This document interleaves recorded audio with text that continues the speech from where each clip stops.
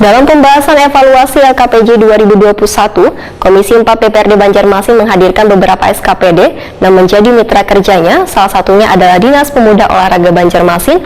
Nangwaya ini digabung dengan Dinas Pariwisata Budaya menjadi Dinas Pemuda Olahraga Kebudayaan Wan Pariwisata atau Disporbudpar Banjarmasin.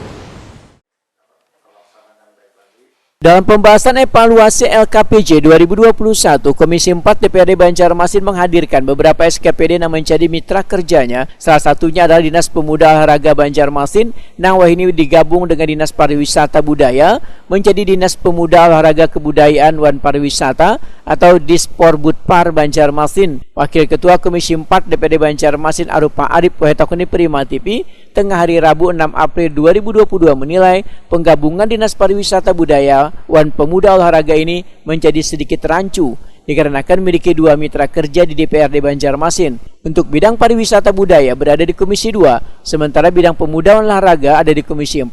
Dalam evaluasi tersebut, ujar politisi Partai Persatuan Pembangunan ini mencuat masalah lapangan sepak bola lantaran dari 5 kecamatan hanya Banjarmasin Barat yang belum memiliki lapangan sepak bola. Arupa Arif meminta Dinas Pariwisata Budaya Wan Pemuda Olahraga ini untuk secepatnya merealisasikan sarana olahraga untuk sepak bola tersebut. Di rapat anggaran tahun 2022 ini sudah dianggarkan 15 M untuk pembebasan tanah untuk lapangan sepak bola di Banyumasin Barat.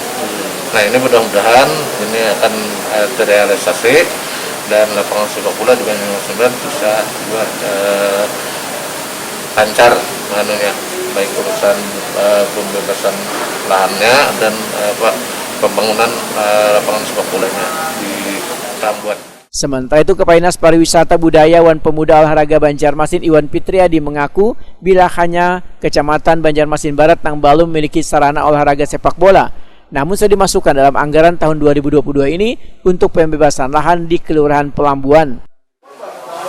Nah, kalau di bidang olahraga, di Spora kan ada di bidang pemuda dan bidang olahraga. Nah, terkait dengan bidang olahraga, tadi ada pertanyaan yang diajukan juga oleh Komisi 4 terkait dengan